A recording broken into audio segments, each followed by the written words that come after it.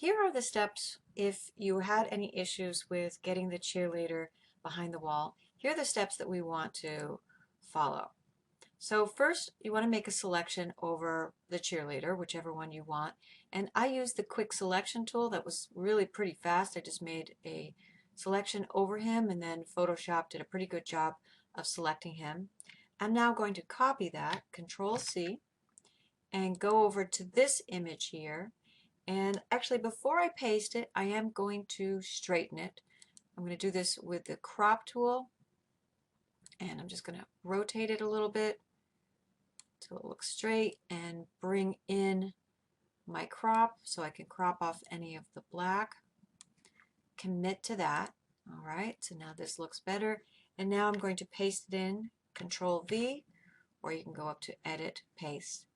He's a little bit too large, so I need to scale him down. That is Edit, Transform, or Control T. I'm going to grab one of the corners and drag him down.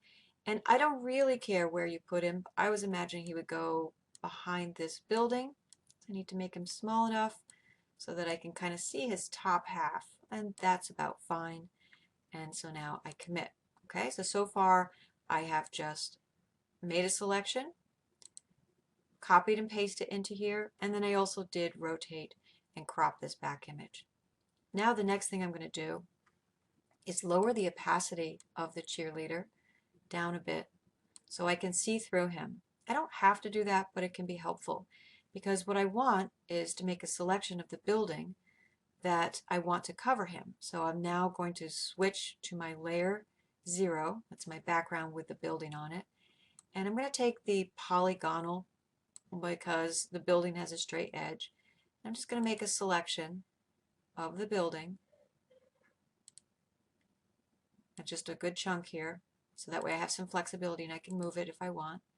So I made a selection of the building that's going to sandwich or copy, be pasted over him.